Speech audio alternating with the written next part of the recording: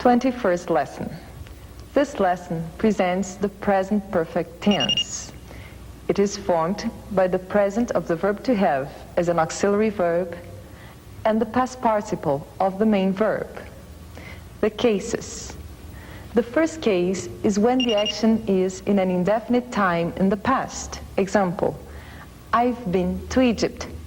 It does the action in time, but I went to Egypt last year, or I was there in August last year. In these examples, the actions are in a definite time in the past, so we use simple past. Second case, the number of times the action has happened. There are a few important words linked to this rule. They are yet, for interrogatives and negatives, and always placed in the end of the sentence. Already, for affirmative and interrogative sentences, always placed in front of the main verb. Example, I have already been to Europe, but I haven't been to America yet.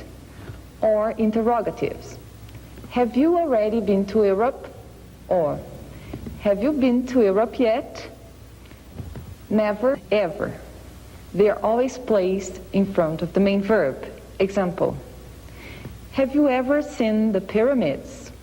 No, I've never seen them. Or, yes, I've seen them twice, 3 times, many times. Attention, when I mention the number of times, I always place it in the end of the sentence.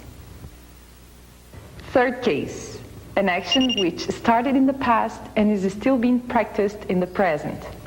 Attention for the use of the prepositions for and since.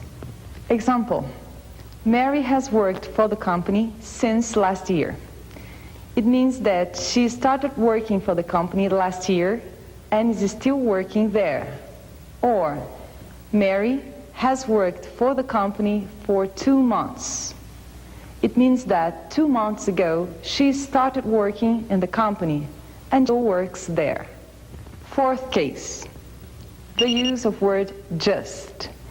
We place the word just in front of the main verb, right after the action has been practiced. Example, I am opening a book. I've just opened the book. I am closing a book. I've just closed it. Stressing contracted form in affirmative sentences.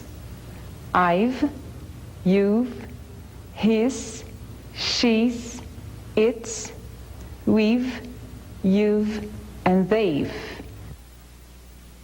In negative sentences, I and you haven't, he, she, and it hasn't, we, you, and they haven't.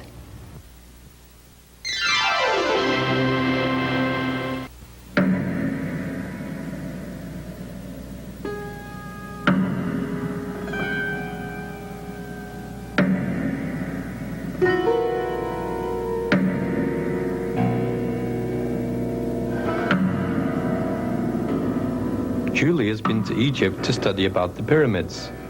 She has learned a lot about them. She has already visited many other countries with Professor Tom's group. They haven't gone to Mexico yet, but they're planning to go soon.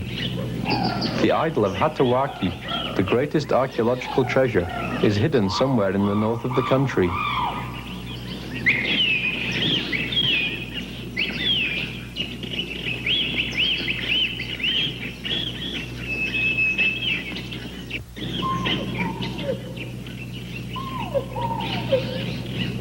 Professor Tom is the person who knows about it and has never told anyone.